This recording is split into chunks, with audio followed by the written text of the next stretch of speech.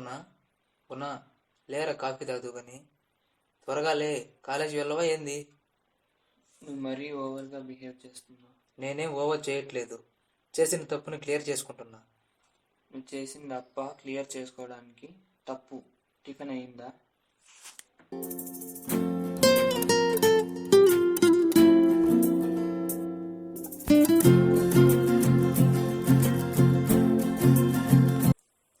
చేయటం లేట్ అవ్వచ్చేమో కానీ చేయటం మనం పక్కా.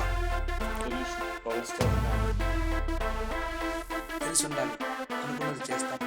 అది వంటైనా వారే. Ladies and gentlemen. ఏంటి అవి వేసుకున్నావు? కొత్తవి నువ్వే వేసుకో. రేపు నీ బర్త్డే కదా. నాకు తెచ్చుకున్నాను, నువ్వు వేసుకెళ్ళు. ఆ షూ కూడా నీకోసమే.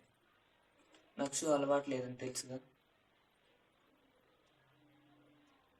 వేసుకో, అలవాటు అవుతుంది. ఎముడి కన్నా టార్చర్. కేర్ తీసుకుంటుంటే టార్చర్ అంటావేంటన్నా? కేరా వార్ జరపాలన్నది వాడి మీద.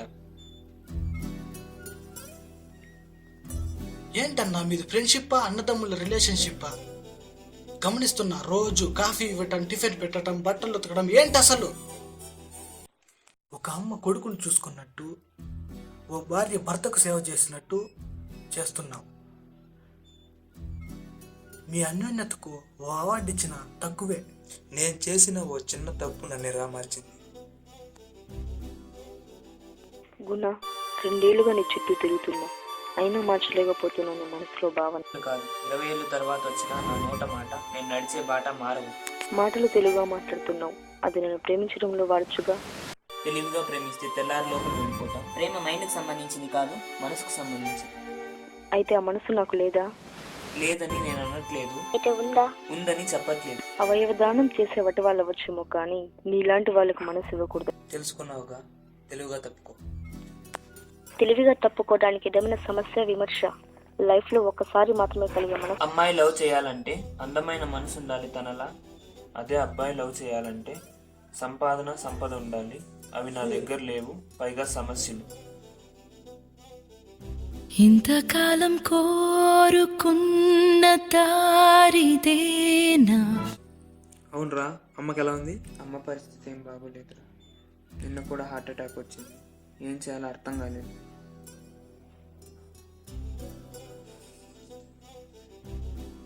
ఓకే, బాయ్ రా.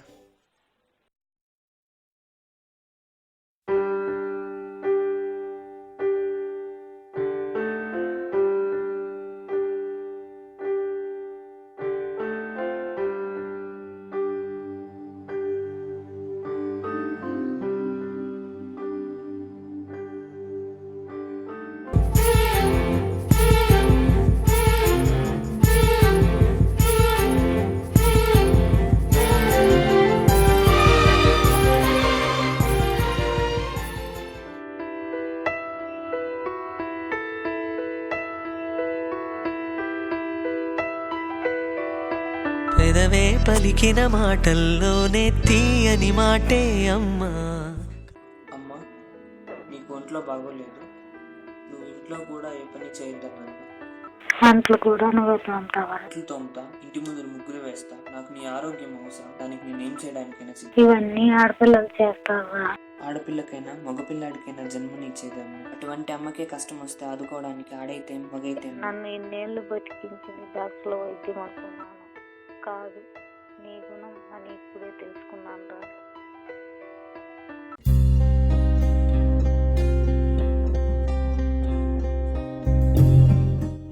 రారా అలా వెళ్దాం. ఇప్పుడే డాక్టర్ వచ్చి వెళ్ళాడు, హాస్పిటల్కి వెళ్ళాడు. మళ్ళీ వచ్చేద్దాం. అలా వెళ్ళి రావడం లేదురా, అమ్మగాని ఈజీగా ఒకటి చెప్పేదిగా. వెళ్ళిరా గుణ, పర్లేదు.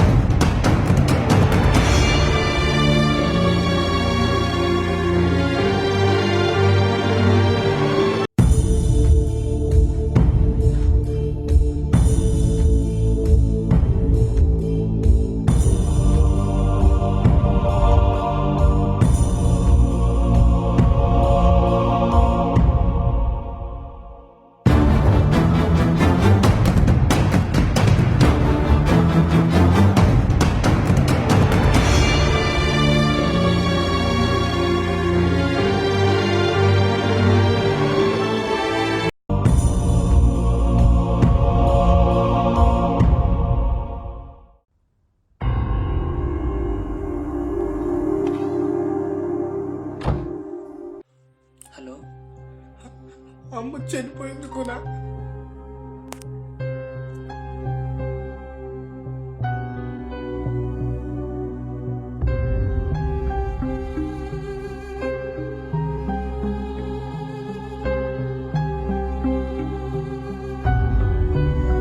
అమ్మా అమ్మా నీ పసివాణమ్మ నువ్వే లేక వసివాడానమ్మా మాటే లేకుండా నువ్వే మాయం.